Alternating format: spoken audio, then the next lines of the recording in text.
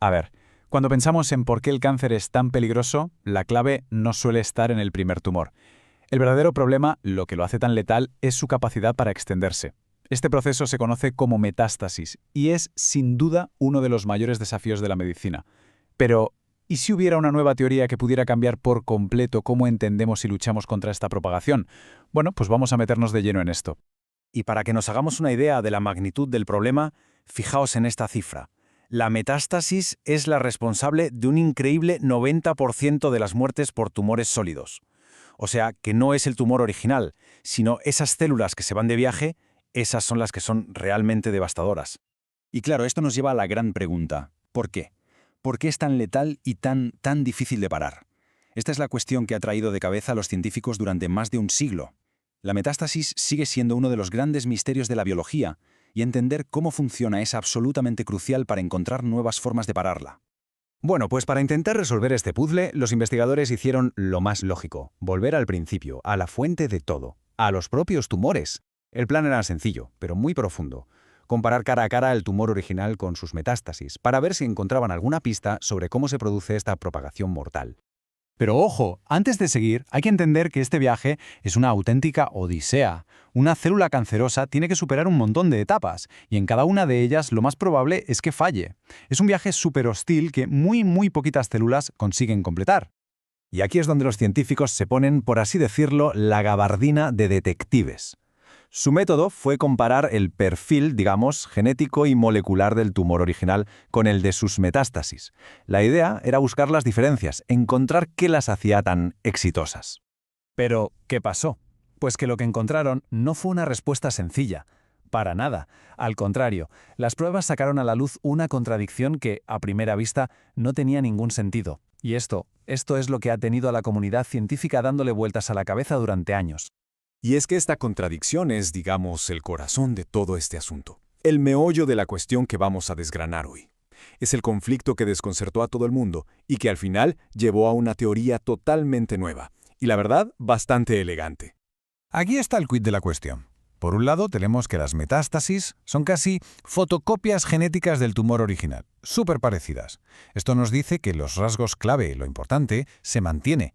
Pero por otro lado, pensemos un poco. Para que una célula sobreviva en un órgano totalmente nuevo, imagina, pasar del colon al hígado, tiene que adaptarse, tiene que cambiar, adquirir nuevas herramientas. Así que también son diferentes. ¿Cómo puede ser? Y lo más interesante es que esto no es una idea abstracta, se ve clarísimo en los datos. Fijaos, hay marcadores genéticos clave, como la mutación CRAS o el estado del gen P53, que son prácticamente idénticos, una concordancia de más del 95% entre el tumor y la metástasis. Pero luego miras otros, como el estado del EGFR o la expresión de los genes en general, y ahí la cosa cambia. A menudo son diferentes, discordantes. O sea que los datos confirman la paradoja. Y esto nos deja con la pregunta del millón, claro. ¿Cómo es posible? ¿Cómo puede una metástasis ser al mismo tiempo un clon, una copia casi exacta, y a la vez una entidad nueva que ha evolucionado para sobrevivir? Resolver esto es la clave de todo. Pues bien, aquí es donde la historia da un giro. Entra en escena una nueva hipótesis que, de una manera muy ingeniosa, resuelve esta contradicción. Se llama el modelo de la bioresonancia y, la verdad, ofrece una perspectiva totalmente nueva de cómo, cuándo y dónde ocurre la metástasis. A ver, la idea de la bioresonancia se apoya en dos pilares. Primero, el progenitor común. Esto explica por qué son tan parecidas genéticamente, ¿vale? Vienen de la misma célula. Pero la segunda idea, la del entorno similar, es la que lo cambia todo. Lo que sugiere es que una célula de cáncer que está viajando por el cuerpo está como dormida, latente, y solo se va a despertar y a empezar a crecer si aterriza en un sitio que, de alguna manera, le recuerde a su casa original. La analogía del diapasón es perfecta para entenderlo. Pensemos que la célula cancerosa dormida es como un diapasón que no suena. No hace nada. Pero si lo acercas a otro diapasón que está vibrando con la misma frecuencia, o sea, un microentorno con señales bioquímicas parecidas a las de su origen, ¡zaz!, entra en resonancia, empieza a vibrar también. Y esa vibración es el crecimiento.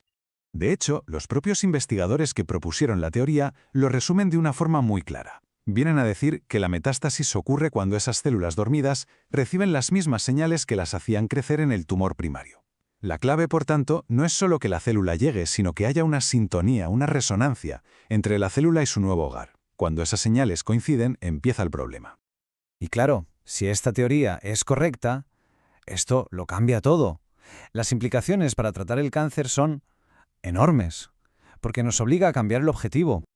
Hasta ahora, casi toda la oncología se ha centrado en atacar la semilla, es decir, matar la célula cancerosa con quimio, con terapias dirigidas. Pero este modelo de biorresonancia nos dice, oye, ¿y si nos centramos también en el suelo? La idea es modificar el terreno. Si conseguimos que el microentorno de otros órganos sea menos fértil o menos resonante, quizás esas semillas cancerosas que están ahí, dormidas, nunca lleguen a activarse. Y esto abre un abanico de posibilidades clínicas que es fascinante. Por ejemplo, podríamos analizar el tumor primario para predecir qué órganos tienen más riesgo de resonar con él. O podríamos centrarnos en la prevención, controlando la inflamación en esos órganos para hacer que el suelo sea menos acogedor. También se podrían desarrollar terapias totalmente nuevas, no para matar células, sino para cortar esa comunicación, esa resonancia. Incluso podríamos monitorizar el riesgo usando marcadores de inflamación, para ver si el suelo se está volviendo peligroso. Así que nos quedamos con esta reflexión final. La teoría de la biorresonancia lo que propone es un cambio de perspectiva radical. Quizás la clave para ganar la batalla a la metástasis no está solo en destruir las células, sino en algo más sutil, en silenciar las señales que las despiertan. Una idea que desde luego podría reescribir el futuro de cómo tratamos el cáncer.